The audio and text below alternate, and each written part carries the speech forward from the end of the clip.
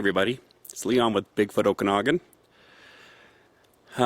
Spring and summer is gone, the fall's here. I've been on the road for 4 months and I've driven about 15,000 kilometers. Met some really good people. I've had some pretty bizarre experiences. I thought I'd finish my year off. You know, it's been a little over almost 2 years since I started the Bigfoot online stuff. And I thought I'd go back to the first site that came in as a report for me. And I want to be very specific in what I'm going to talk to you guys about today. Because this particular site is about this particular site. And it's not about anybody else's site. I'm not making any comments on anyone else's work that they've done out there. But as a researcher, and because my channel is for those who are new into this topic, it's imperative that we teach the next generation those 4 principles that I always talk about, which is about a healthy skepticism, formulating a hypothesis, critical thinking, not criticizing, and sincerity, that I can be sincerely wrong. And I've always tried to come from a very specific approach. I'm not here to try to read into things, but I want to share this site with you. The reason why I wanted to come back to this particular first site was because it was the first thing that I got involved with in regards to online Bigfoot stuff. Basically, I was using online resources to help me negotiate whether or not I was coming into areas that were a higher chance of a degree that I was going to be finding signs, evidence that Sasquatches were in the area. And the first video that I ever did, which was called Jack's Site, and it's I think it's on the east side of Penticton, and he had posted some stuff on a site, and he and I both started the same way in regards to online education. And it's imperative that you do good research. And I have done quite a bit of research in regards to what I discovered and found here, and you have to update the data. Thomas Steenberg and I, we were talking about one time when he had seen a coyote along with, oh, sorry Thomas, I'll type the other person's name below here, but he had talked about coming across some vocals in on the flats that John Green had asked him to check out, and him and his buddy went and discovered it, or went to the area, heard the calls, went and investigated the calls, and it turned out to be coyotes. So you had 2 long-term, or fairly long-term investigators by that time that visually saw coyotes making certain calls. And that caused some problems for the certain parts of Sasquatch researchers and Bigfoot researchers, even close allies to both those guys. And I had notified him that I, as well, so that makes 3 of us, have seen coyotes make specific calls that you wouldn't expect that they would come out of a coyote's body. But I can't think of any better way than the way Thomas described it. It's like their guts are being choked out of them. And it's not a violent call. It's I think it's, to me, it might be a duressful call, because one coyote's calling out to another coyote to try to get the location, to get them to come to where they're at. Now, the reason why I'm sharing that is he got a lot of flack for that. But the key part about any investigation is data collecting. And the data needs to be upgraded from certain calls that we have heard, and now that we've seen what makes those calls, that has to be upgraded, because there's no use for us to follow information that is no longer correct. Thomas believes in calls, I believe in calls, but specific calls seem to have turned out to be not kind of what we're hoping for. I did a series on my Sasquatch rambles last year about the big fear. And what the big fear is when you're starting off on this whole process, that you come across something, declare it as one thing, and you turn out to be totally wrong. And I'll probably clip that in here at one point, maybe right here, so you guys are reminded about that. Thing is, I like facts, and I might be sincere about my belief about seeing something, but especially when your adrenaline's running, like when I did that video, when your adrenaline's running, you're going to be hoping and hoping and hoping and hoping, so it's going to go through that kind of filter. And I can be sincere about what I think and believe, but it doesn't mean it's right, meaning that it's true. And I have to be open to the idea of that. So I want to let you know something. Bigfoot Okanagan is going to be totally fair with you. Now, what I mean by that is, in my office, I have people from all over the place that come in and see me. And what I basically do is my whole education stuff is about your sense of worth about yourself. So behind me on my white wall, I have this phrase that says, "Can I trust you with my truth?" And what my truth is what I believe about myself at the time. Because if I can't trust you with the real Leon, then I have to present to you a different Leon. In other words, I have to come over here and present a Leon that I think you guys will keep watching my videos. A Leon that won't be rejected because I was wrong about something. A Leon that gets his strokes and his ego boosted because he knows everything about Bigfoot. I'm not going to do that, Leon. I didn't do this Leon, because this Leon found this one. And that's awesome. And if it's man-made, I'll fess up to it. Will it suck? Oh, it will totally suck. Will it hurt my feelings? It will totally hurt my feelings. Will it be embarrassing? You better believe it. But I'll tell you what I'm going to do. I'll post it and say, update, it's man-made. And I have to do that. And you guys have to do that. Now remember, up to that point, when I first got involved in, I've been dealing with the topic of Bigfoot for a long time, but I've just never been online or went public with it, I guess. And for you new guys who are watching, or if maybe just come across my channel, you're going to be doing like most of us did, which is go online and find out what people are saying about Sasquatches. And you're going to see tons of YouTube videos of hypothesis, of speculation, of ideologies. For me, I just stay out of that. That's not what I'm here for. I'm here to show you guys what I'm finding and update the information in case I'm wrong on something, because it helps out with helping us see what we're needing to see. When it comes to any system, you guys know I really harp on systems theory. Any system, the problem with any system is once you come across a new idea and that idea is contrary to what's out there, it causes problem for the system. So you are the system. There's four kind of positions out there. If you're watching me right now on this little screen that you're watching, the first position is you're going to either be offended about what I'm about to show you. You might be going, oh, finally, someone has said this. Secondly, you might not trust it. And then the fourth one is the new viewers who are watching this particular channel, my particular channel. My particular channel is for beginners. And the reason why is 50 years we have been doing this, but there's something we're missing. I think most healthy researchers who've been in this and out in the field and out in the bush, like a lot of us have,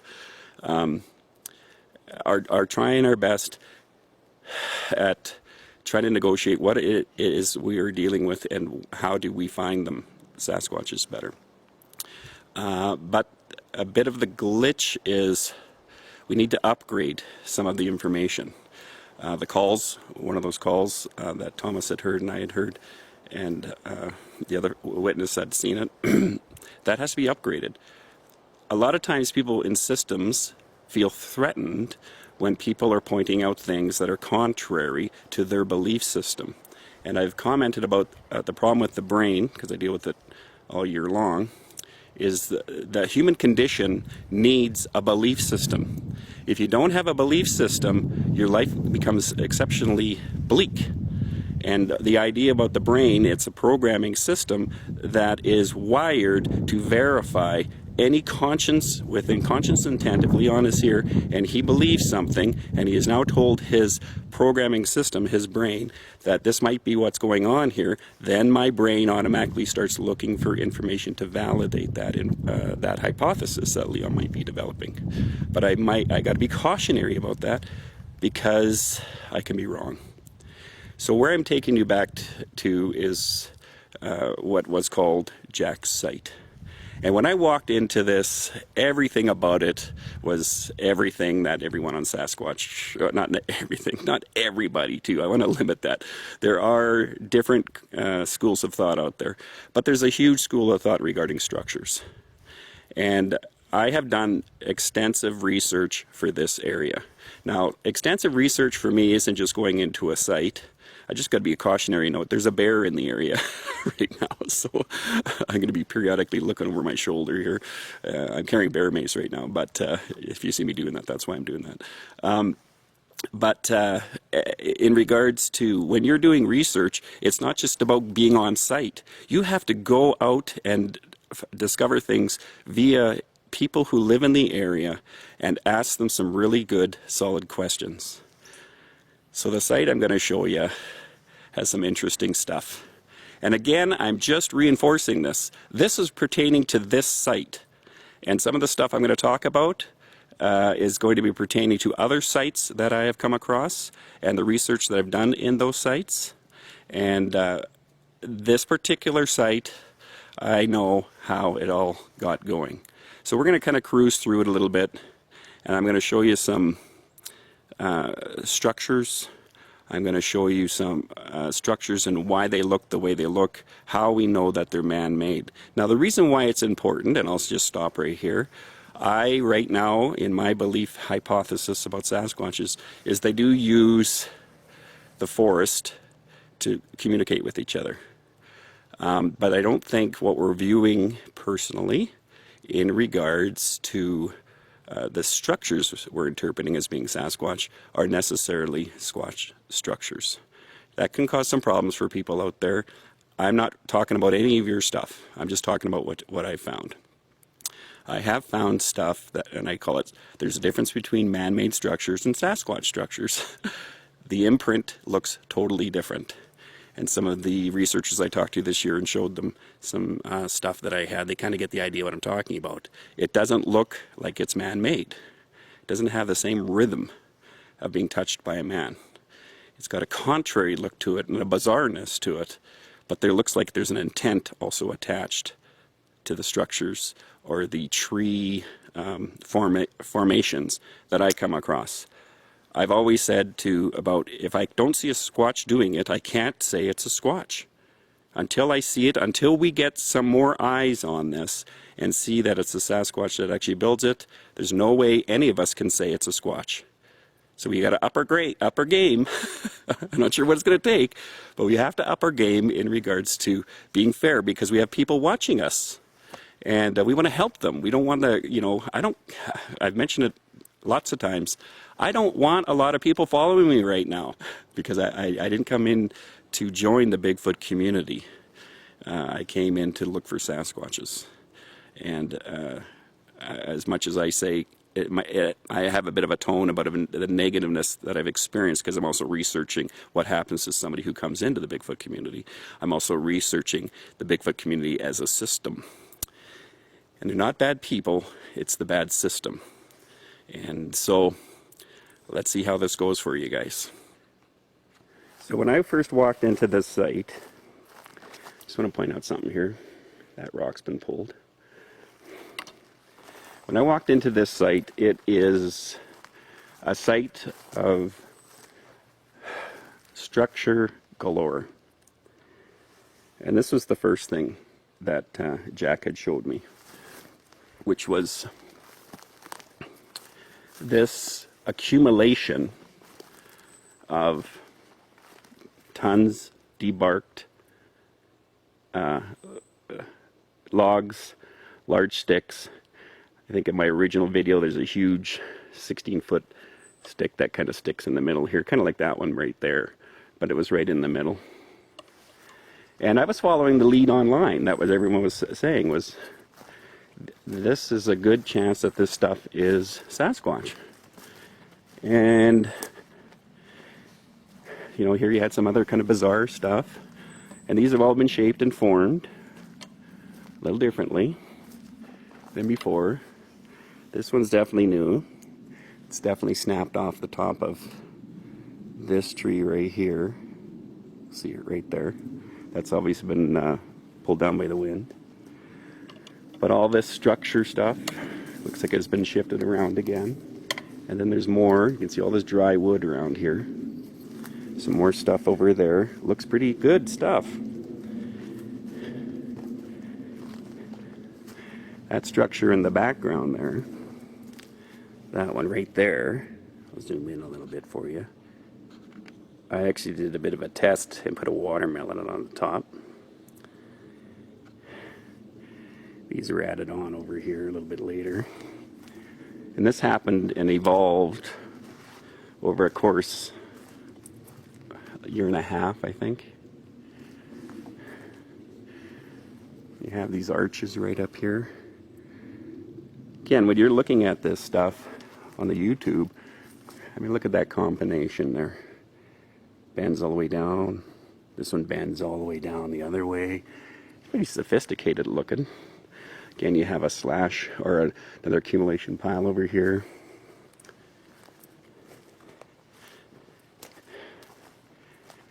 You have this great structure right here.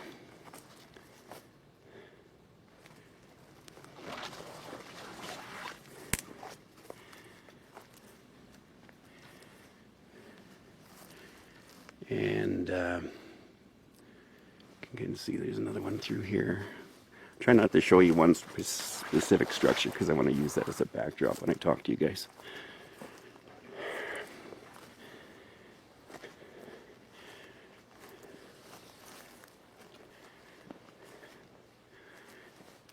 So this was all moved over.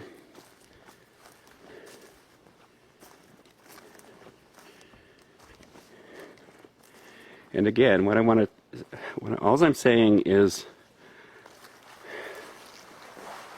you had these all leaned up in or around here. I am not saying to anybody out there for your own personal sites that you're not seeing what you're seeing. But I think it's important that information gets upgraded.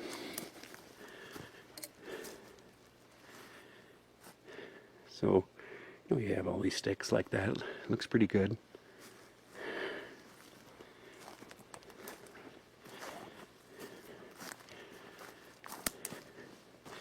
And I've appreciated a lot of people. I have totally appreciated a lot of people who've helped me negotiate, navigate a lot of stuff. Here's another one. And I can tell this has been changed a lot. But it helped me negotiate and be honest, not just with myself, but with my viewers. This is the best structure right here. Just see if I pull that back. Oops, pull that back a bit more.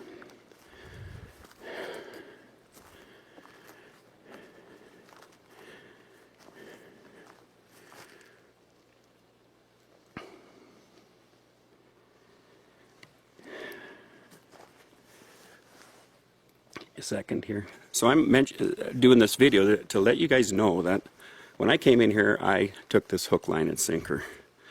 The main reason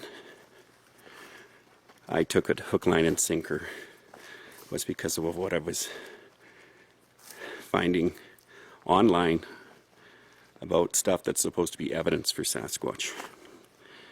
And I need to upgrade this data.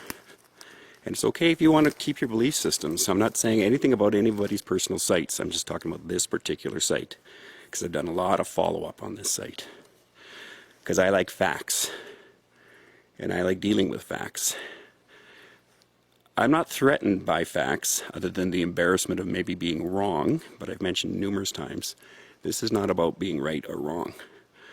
Or if I'm worried about being right or wrong, or worried about looking good or bad, then I am not going to be a very good researcher.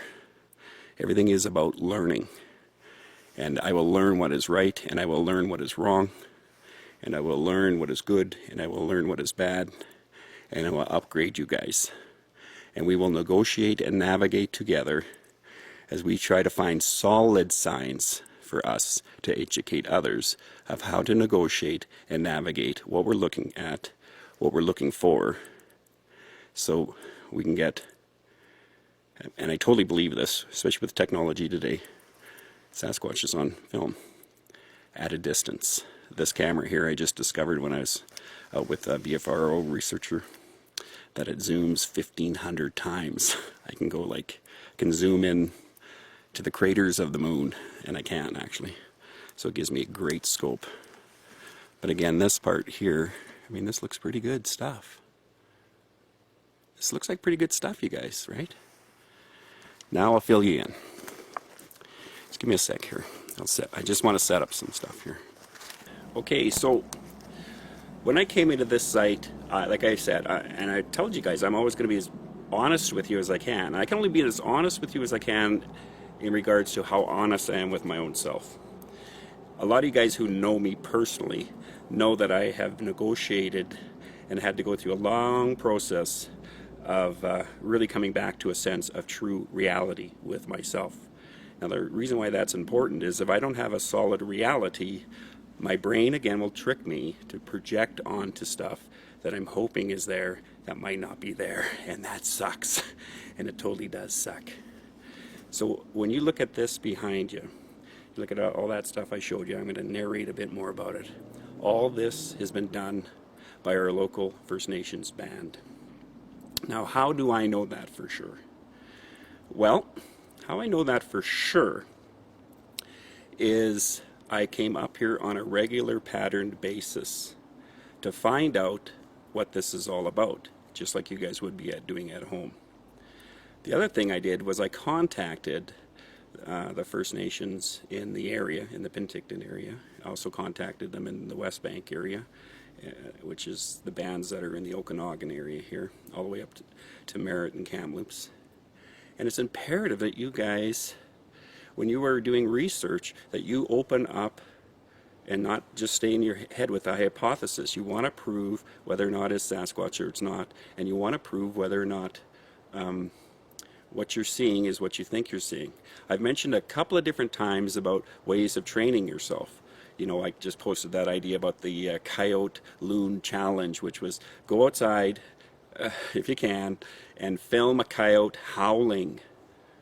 Film a loon calling on the lake. You would think those would be fairly simple to do, but they're going to take some strategy on your part. And the practicum of doing that, now those have nothing to do with Sasquatches, but the practicum of doing that is giving you tools, patience, frustration, moving a camera once they do the call. That's happened to me. How do you get close enough? How do you be quiet enough? How do you make sure your camera's ready? I came across a 450-pound black bear up by my property the other day, and I had all my camera stuff right beside me. Just came back from a report, and had it right there. But it was on daytime. By the time I got my cameras reprogrammed, that was in seconds. By the time I got my cameras reprogrammed for the dusk, the bear had gone into the forest, and that was in seconds. So all of it's about strategy and education. I've mentioned before about being online, not just to go online for Sasquatch. Go online and look up bushcraft. Train yourself about bushcraft. Build something using bushcraft. What was the other one too? Is go online and look up sites on tracking. Understand exactly how tracks work. Understand how tracks evolve, especially in different weathering conditions. It's important that we do that if we're going to be taken as serious researchers, because like I don't post anything, as I mentioned to you guys before, that's not pretty solid stuff. And if I don't come across any solid stuff, I don't post it, and that is okay. And if it takes me 6 months to do it, then that's what I do. I know the guy who filmed a documentary on the snow leopards. 4 years. 4 years it took him to film the snow leopard. And he didn't film it for 365 days of a year for 4 years. He filmed glimpses of it. That's fortitude. I know there's some pretty good damn researchers that are online that have some pretty good fortitude. in regards to their patience, in regards to some of the stuff that they have done, because I've watched it, to discipline themselves, to wait in the forest, to be there in certain areas. So when I look at this area here, the first thing that made me suspicious that I might be wrong with my hypothesis, remember there's a part of my brain that doesn't want to be wrong on this one, because I was so excited about what I was seeing and stuff, again, because of what I was hearing online. But there was a couple of things that didn't sit right with me, and the first thing was about bear scat and grizzly scat being in this area. If the Sasquatch was hanging out here, I can't see bear scat and grizzly scat hanging out here. The same way I noticed the bear scat dissipated when the grizzly scat appeared. How do you know the difference? Tracks. If there's this much activity in this area, there should be tracks. Tracks are facts in my books. If you don't find tracks, you're not searching a right area yet. You need to verify the area by finding a clear track. Nothing Mickey Mouse. So what do? I come up here on a regular basis. I notice up the forestry road up here, there's a fella who's chopping wood. And so I bumped in and I talked to him a little bit. And I said, have you ever noticed anybody down this cut line? And he later on notified me, yeah, actually I have. I actually witnessed a couple of families going down there one time. And I thought, okay, that's interesting. So I came down here after he had mentioned that to me, came down to the area. And what I had found over here, and I do have it on video, but I didn't want to show it because it's kind of graphic for some people, is a fawn that has been killed and skinned and left here. And that was the same time when I came here and all this stuff had changed. And some of you might have seen that post when I went, they're back. And I thought they were back because all the sign here about moving stuff and that must mean it's a Sasquatch. Why? Because that's what they tell us online. The watermelon setup was gone. The watermelon was gone. And then what ends up happening down the road is, right on, might actually have a native person that's coming in here. Nope, they're just driving through. But, I was trying to get one of the First Nations to come here to do this for you, but the timing didn't work for them and myself. But, so then I do come down here later, and sure enough, there's a family down here, 2 families, and they have been doing this area for a long time, and it's to train the next generation about, their traditions, their structures, like this one right here.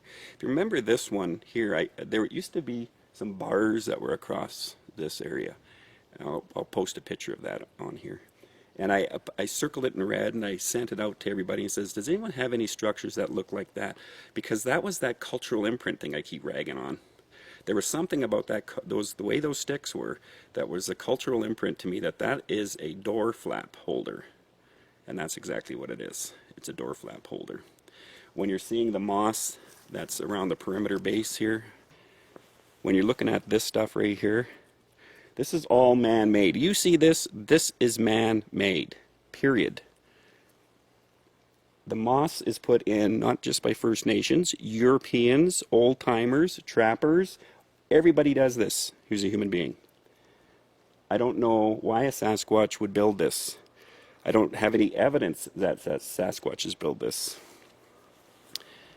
I certainly don't know any First Nations that I have talked to so far, and I've traveled this year. I mentioned to you guys about traveling everywhere from my location, Washington, Oregon, Utah, Colorado, Wyoming, Idaho, Montana, the coast, Harrison Lake, Alberta, and I try to stop into the First Nations to get educated and show them pictures of this stuff and get them to help me understand how to educate myself about what I'm looking at.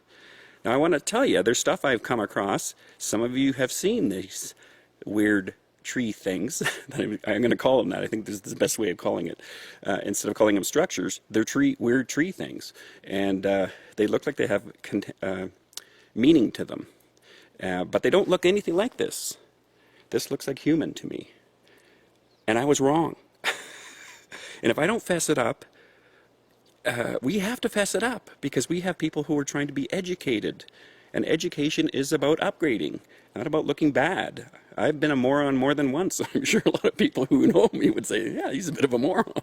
Yeah, and so have you. And we didn't die from it. So we're not going to die from this either. So I just want to take you to another area here. Okay? So when I was doing research, this whole, like over winter time, because of course some of this, over winter time I did a lot of research on structures because I couldn't get up here last winter to look for tracks. And I haven't really found any tracks up here. And so I did a lot of, and I think I posted last year, I posted this thing where it showed a whole bunch of structures, and the question for you guys was, tell me which has been influenced by Squatches. And I think there was 2 of you that nailed it on, which was none of them were. But 80% of everybody said, yep, those are structures, Sasquatch structures. Oh, sorry. And that's kind of what we're talking about.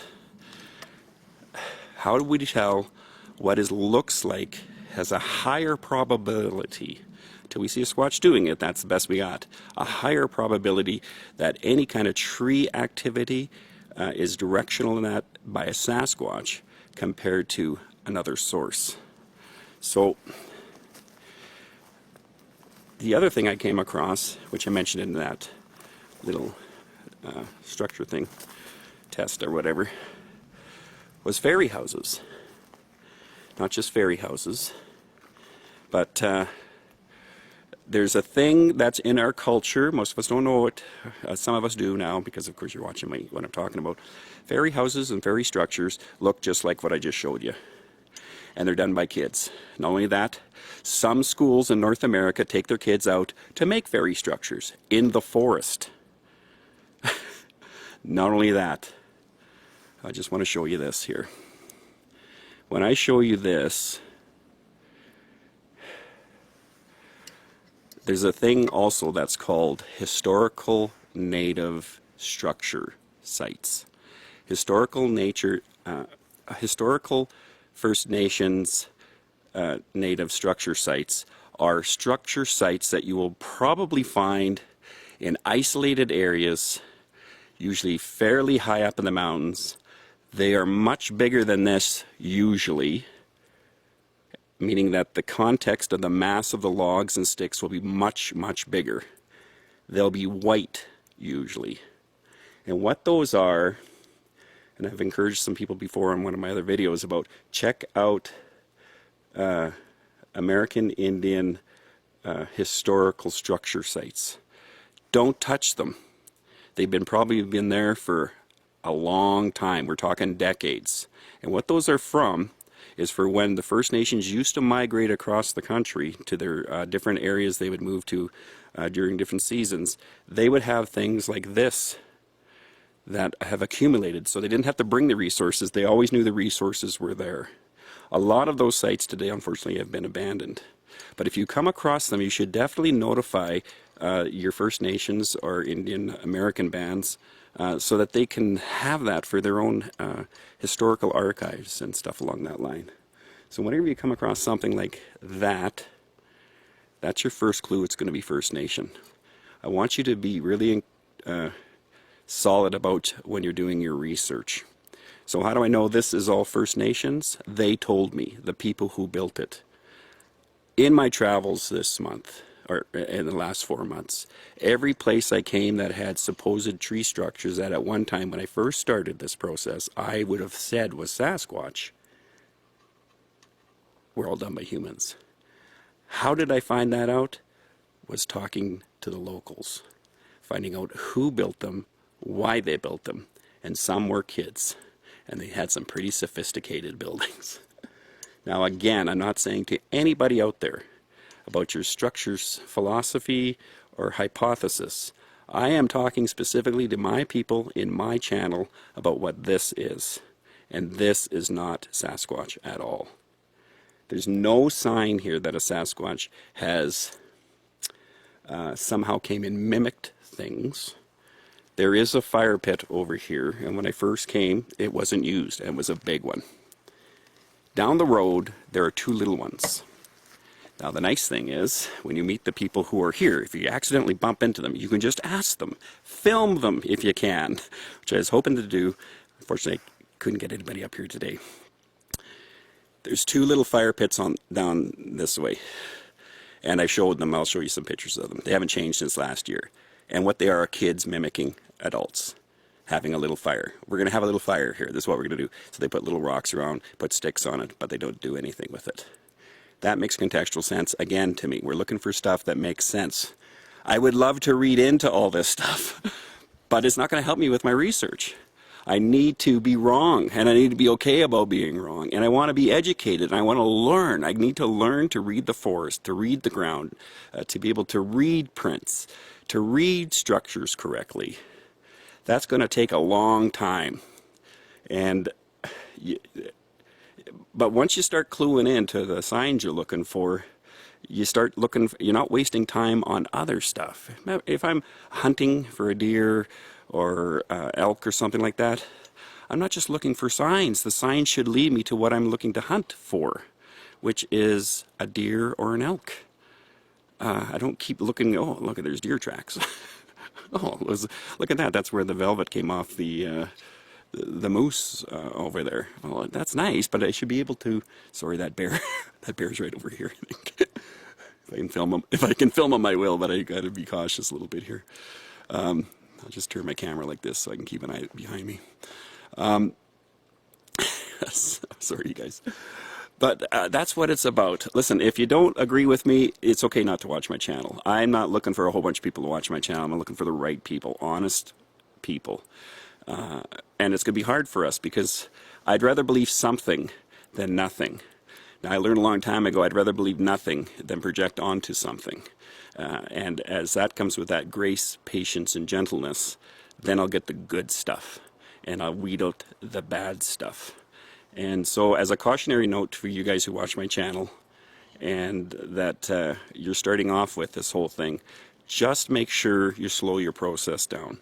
Before you post anything online, at least, go online, join some of the Facebook. There's some good people out there. Don't get me wrong. I've met them, and there's some really good people out there. But give yourself 1.5 to 2 years of being online stuff, so you're getting familiar with what's out there that way. The online stuff is not the same as the searching commitment you're going to do out in the bush. They're going to be, you're looking for resource people online, and you're looking for good resource sites to go to online, so that you can throw some ideas back and forth. But it's going to take you some time to do that, and you want to protect yourself a bit. I think that's about it for right now. I wish it was Sasquatch. You guys, with everything in my guts, I wish it was Sasquatch, but I got to stick with the facts. I got to do the research. The other thing to do in an area like this, if you're suspicious someone's there, get a Ziploc bag, put a note in it with your phone number on it, and say, hey, listen, love the structures. If you did these, could you mind phoning me, because I'd love to talk to you about this.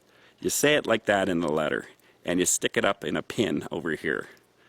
And they'll eventually look at the letter, and they might contact you, they might not, but you have to do all that kind of stuff. You have to go to the First Nations, you have to go to the forestry people in the area, you have to go to the loggers in the area, you have to go to the hunters in the area.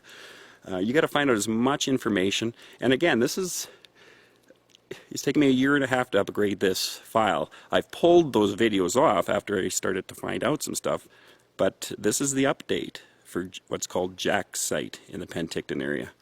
Jack and I came in here, seeing what we saw online, what we heard that was happening online. It looked totally like this is going to be a great catch. But it's not. It's not Sasquatch.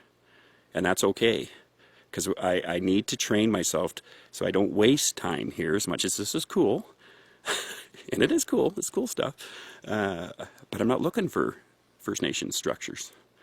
I'm looking for evidence of Sasquatch, manipulation of the forest, pathways, tree kind of weird arrangements.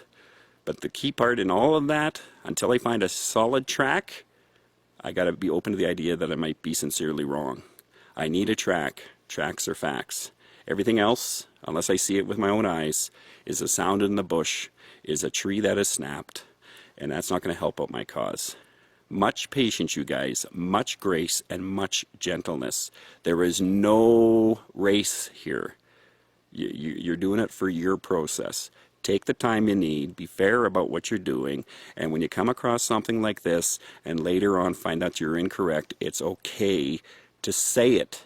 People will respect you a lot more instead of pretending. In other words, just pushing it to the side.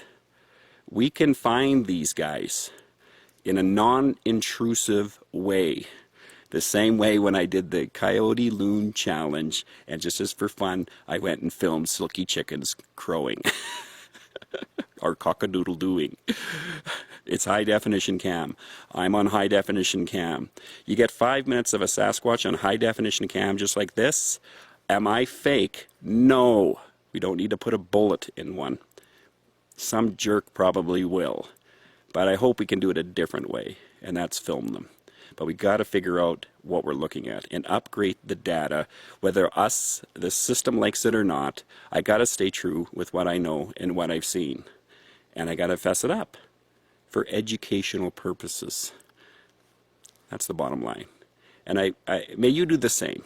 And it will certainly help us, the issue of Sasquatch, especially in Canada, do it a great favor instead of leaving the speculation out there all the time. We need to up our game, and we need to go through a lot of the material that we once thought was Sasquatch, take a serious look at it, and find out, is it Sasquatch? If we haven't seen it, or there's not enough supported evidence to prove it, we don't have to throw it away. Just put it over here for a while until we get more upgraded information, then bring it back in to the solid stuff that what we need to look for when hunting for a Bigfoot / Sasquatch. Sorry, Thomas. I get ragged all the time by my Canadians. Call it a Sasquatch, Leon. Okay, Sasquatch, Yowie, Yeti, Bigfoot, and all the other ones that are out there. There's too many to list. So, anyways, I wish it could be. I wish I could find a nice fat print here. I wish there'd be something here that tells me other than what it is. But I've talked to the people who've built it. I've talked to people who've seen them in the area building it. I've seen the evidence of them coming here and teaching the next generation about their ways in the forest. And I have to tell you guys that when we come across unique stuff, it's okay to post it. Just don't declare it until we find out for sure what's going on. And it might take a year and a half, for instance, this site here. Thank you guys. Really appreciate your support, and just a lot of patience with your process. You're going to want to jump the gun, and stick with the excitement of it, but just keep in the back of your mind you can be sincere, but be sincerely wrong. Thanks.